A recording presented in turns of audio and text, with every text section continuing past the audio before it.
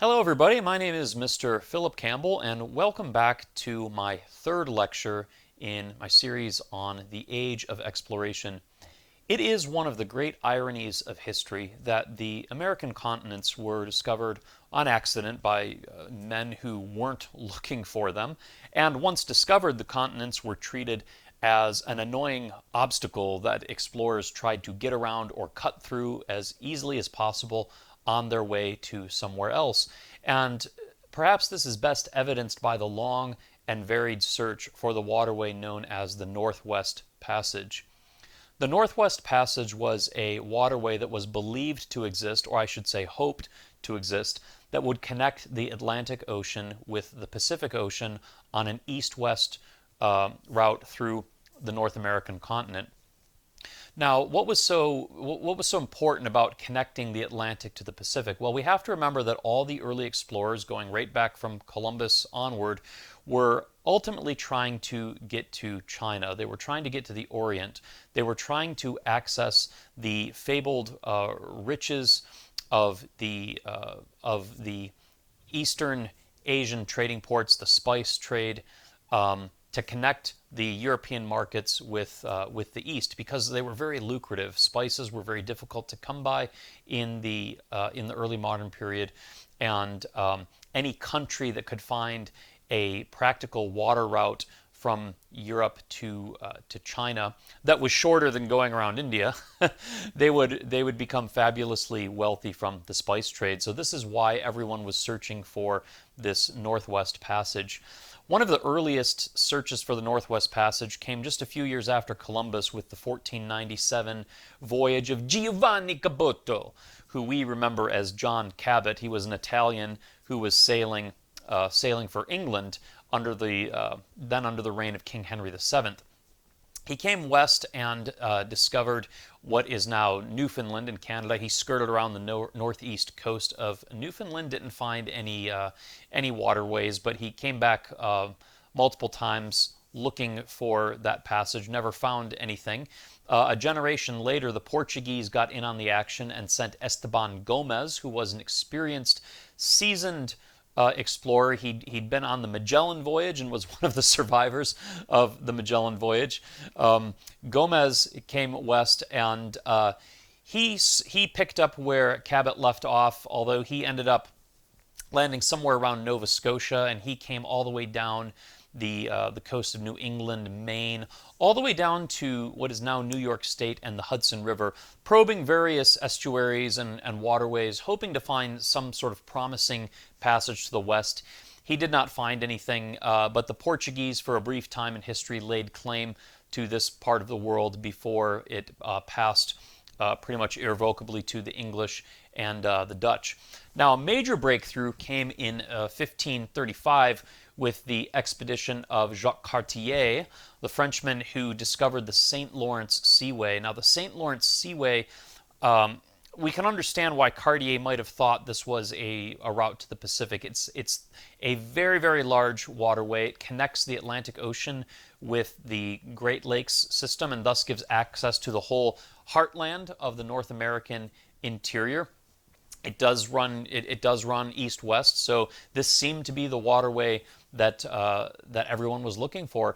Cartier pushed as far west on the St. Lawrence as he could until he got to the Lachine Rapids, which are near the modern-day city of Montreal.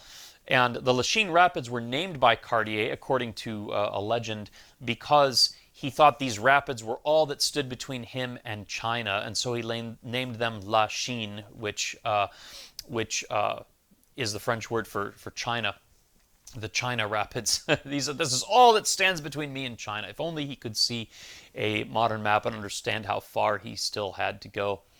Now, others were looking for the Northwest Passage further south. There was another Italian who was sailing for France named Giovanni Verrazzano. In 1524, he came to North America, and he explored the coast of the middle of North America from North Carolina up to about New York State.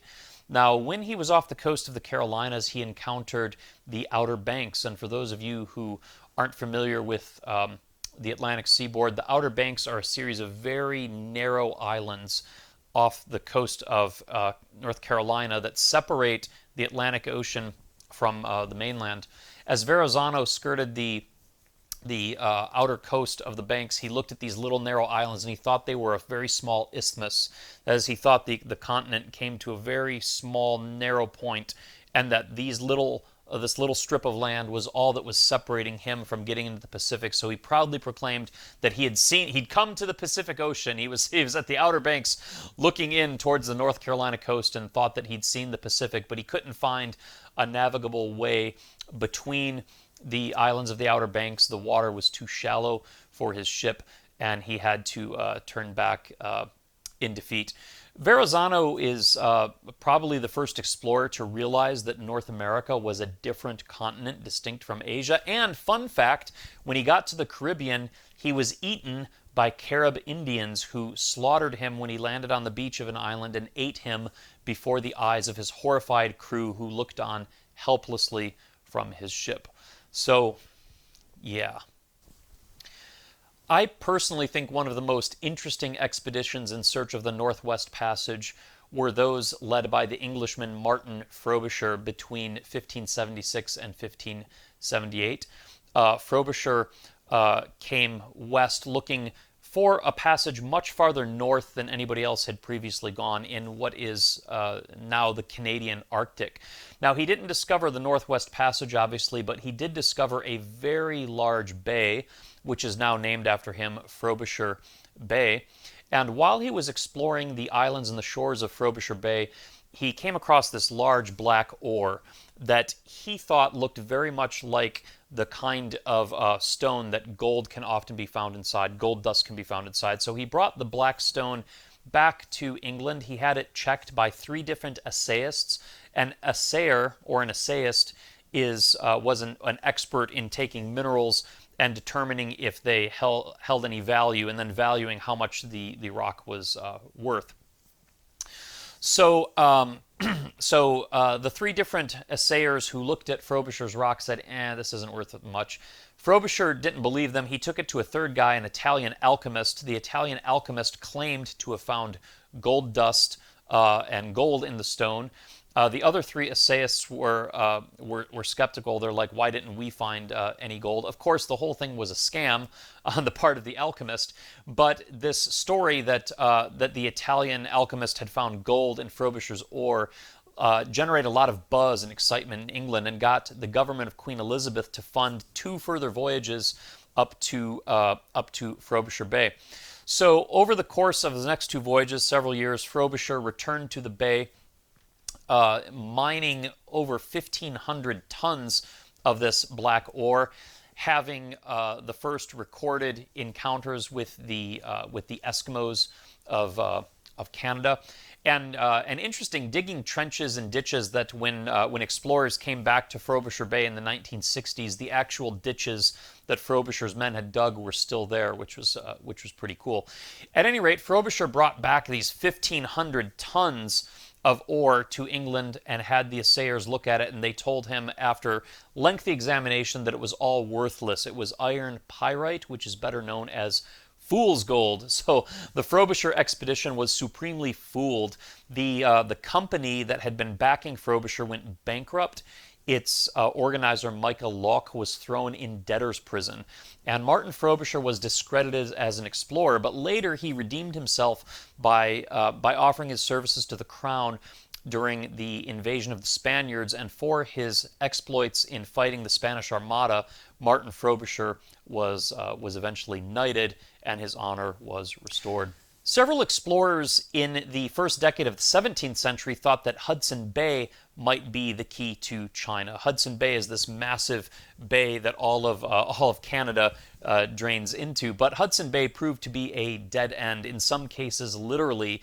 Henry Hudson, for whom the bay it was named, was actually marooned in Hudson Bay in 1611 by his mutinous crew, who put Hudson and his teenage son and some other Hudson loyalists on a little lifeboat and sent them adrift, where they were never seen again. Efforts to explore Hudson Bay for a waterway west continued for over a century. The Danes explored it. The English explored it thoroughly. The French fur trappers. It was not until 1772 that a fur trader actually walked on foot from the bottom of Hudson Bay all the way up to the Arctic Ocean, proving definitively that there was no waterway west to be found in Hudson Bay. All this talk about the Northwest Passage. Have you ever heard of the Northeast Passage? During the Elizabethan period, there was a lot of talk that perhaps we should not be looking to the North American continent for our waterway west. Perhaps we should look east. And there was this talk of finding a Northeast Passage. In fact, there was a consortium of merchants and businessmen called the Muscovy Company or the Russia Company who were proposing a route that would take English ships northeast around or into Asia over the northern coasts of Russia. There was actually some Anglo-Dutch attempts to find a route to China going this way. The Russians did not like it. However, they resented foreign penetration into their waters, and they were able to close down this route in 1619, thus ending any further attempts at going to China this way, which really forced England and these other countries to focus their efforts on North America and the Northwest Passage. The Northwest Passage that these explorers were looking for simply did not exist. But the irony is that there is a Northwest Passage. There is a waterway that connects the Atlantic to the Pacific, but it's much, much farther north than any of these explorers thought. It is actually so far north that it passes through the Canadian Arctic archipelago, and it was not successfully crossed until the Roald Amundsen expedition, which lasted from 1903 to 1906. And even after Amundsen crossed the Northwest Passage, it was still very hazardous. Usually ships needed to be equipped with ice-breaking mechanisms to get through the very thick pack ice that blocked the passage for much of the year. In fact, the Northwest Passage remained impassable for most of the year until relatively recently. It was only with the gradual reduction of Arctic sea ice that people began to be able to have year-round marine traffic through the Northwest Passage. Only really starting around 2009, 2010, just a few years ago, was when we started being able to do regular year-round marine traffic through the Northwest Passage. So it really hasn't been that long that we've been going through this waterway.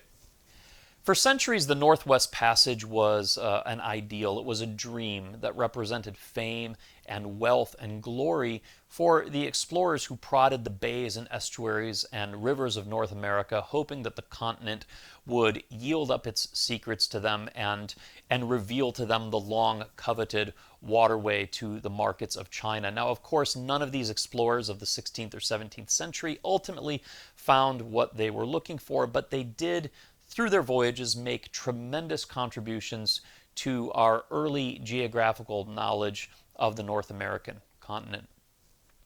Well, that's about all I have. I do hope you enjoyed this lecture. If you enjoy this sort of content, please subscribe to my channel, Mr. Campbell Explains, and check out some of my other videos. And I hope you'll visit us again for more lectures about the age of exploration.